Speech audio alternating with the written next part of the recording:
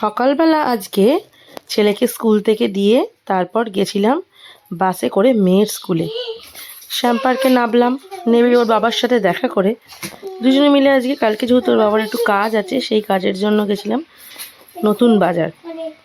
নতুন বাজারের মানেই ক্ষীরের মার্কেট। এখানে আমরা আমাদের ক্ষীর পনির সব দরকার ছিল কাল কাজের জন্য, সেসব কিনে তারপর দুজনে মিলে চা খেয়ে ওর বাবা বাড়িতে এসে আবার আজকে বৃহস্পতিবার ছিল পুজো করে দুজনে মিলে আবার দুদিকে ছেলে মেয়েকে আনতে চলে গেলাম। আনতে গিয়ে ফেরার সময় আমি আর বাড়ি আসিনি, ছেলেকে নিয়ে একটু ব্যাংকের কাজ সেরে বৃষ্টিতে ভিজতে ভিজতে বাড়ি চলে এলাম। এইভাবেই আজকে সারাদিনটা কাটালাম। এখানে শুধুমাত্র ক্ষীর নয়, ক্ষীর পনির এ দেখো এই বক্সের মধ্যে যেগুলো দেখছো এগুলো হলো বিয়েবাড়ির অর্ডার দেওয়া কুলফি। এই মার্কেটে এসব পাওয়া যায়। তাছাড়া এই গলি থেকে সোজা গিয়ে ডান দিক বাঁ দিক মানে মেন রাস্তায় ট্রাম লাইনে পড়লেই দেখতে পাবে প্রচুর বাসনের দোকান আছে, প্রচুর কাঁসা পিতল তামার বাসন, স্টিলের বাসন, অ্যালুমিনিয়াম এসব পাওয়া যায়, দেখতে পারো। বা অনেকে যারা জানো না আমার এই ভিডিওটা দেখে আসতেও পারো।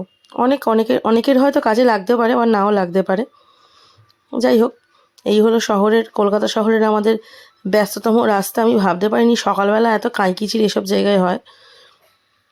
আমার এত সকালেই প্রথম এখানে যাওয়া, এখানে এত ব্যস্ততা আমি সত্যি ভাবতে পারিনি। যাই হোক, এইভাবেই আজকে সারাদিনটা কাটালাম। দেখতে থাকো আমার ভিডিওটা। আর না, এই আমার অবসর সময় বা এই টাইমটাই আমি ছেলে মেয়েকে স্কুল থেকে দিয়ে আসার সময় দিয়ে আমরা একটু সময় পাই, তাই দুজনের যা কাজ থাকে সেগুলো এই মানে ওই 7:30 থেকে 10টা পর্যন্ত মিটিয়ে নেওয়ার চেষ্টা করি।